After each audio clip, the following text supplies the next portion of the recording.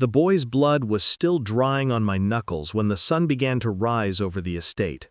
He was trembling, tied to a chair, a silk gag cutting into his mouth. The same mouth that once whispered lies to my daughter. I looked at him, breathing steady. "Lesson 1, I whispered, my voice low, almost calm. "You never touch what I love." He tried to speak, something between a sob and a plea, but the sound died under the weight of fear. Around us, the night smelled of cordite and iron. Outside, the last of the security lights flickered over bodies. 17 men, his father among them.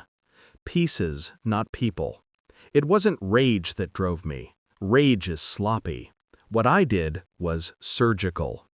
I met his father years ago in a place where men like us pretend to be civilized, some gala in New York, suits and false smiles. He was a mob patriarch dressed in gold and arrogance. I was an American ghost, retired from Black Ops, trying to stay invisible for my daughter's sake. He called me brother that night, said we both knew the value of control. He introduced his son, charming, educated, eyes too cold for his age. My daughter, 18 then, was smitten. I should have seen it. Predators recognize their own, but love makes you blind in strange ways. I let them date. I told myself people can change, that I'd earned the right to believe in something good. Then came the call. His father's voice, smooth, deliberate. "Your daughter disrespected my boy," he said. "She'll learn her place." Click. That was all. Hours later, I found her in the hospital. Broken jaw. 2 ribs cracked. Her eyes swollen shut.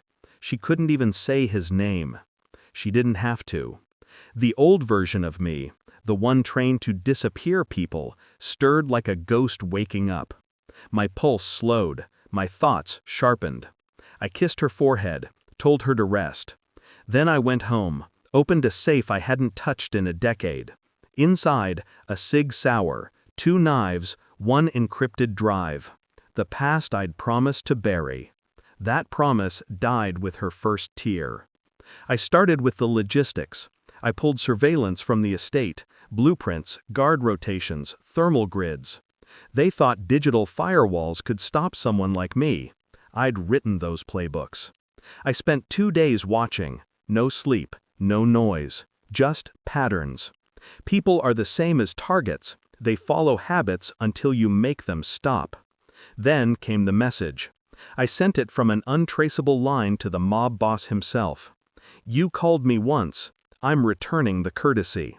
No threats, no signature, just inevitability.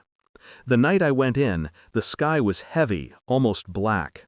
I cut the power first. Silence swallowed the estate. Guards moved like confused insects, flashlights darting. I moved faster. Throat, heart, silence. 17 men, not a sound louder than a breath. The father was last. He was in his study, pouring whiskey, thinking he was safe behind 2 inches of bulletproof glass. I watched him for a minute, how calm he was, how sure of his place in the world. Then I stepped through his reflection and painted the room red.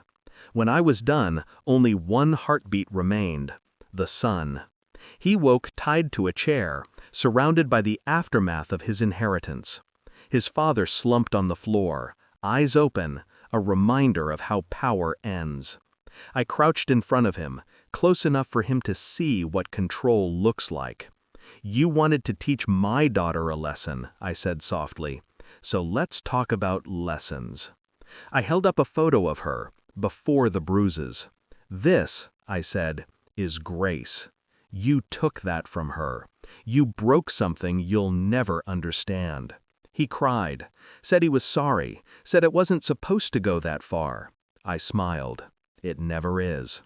Then I handed him the same phone his father used to call me. "Call your people," I said. "Tell them what happens when they forget who I am." He dialed with shaking hands.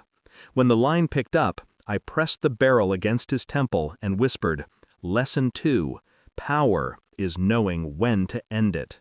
I pulled the trigger. By dawn, I walked out through the front gates. The air clean, the silence perfect. The city beyond the hills was just waking up, oblivious, as it should be. They'll call it a massacre. They'll think it was rival gangs or an inside betrayal. Nobody will suspect the quiet man who once trained governments how to erase evidence. My daughter's awake now, healing. I haven't told her what I did. She doesn't need to know. Some truths are too heavy, even when they're born from love. People think revenge is chaos. It isn't. It's geometry. Every move measured, every consequence accounted for. I didn't do it because I lost control. I did it because I finally remembered who I am. And if there's one thing I've learned in 25 years of killing for others, it's that justice, when personal, is never blind. It sees everything.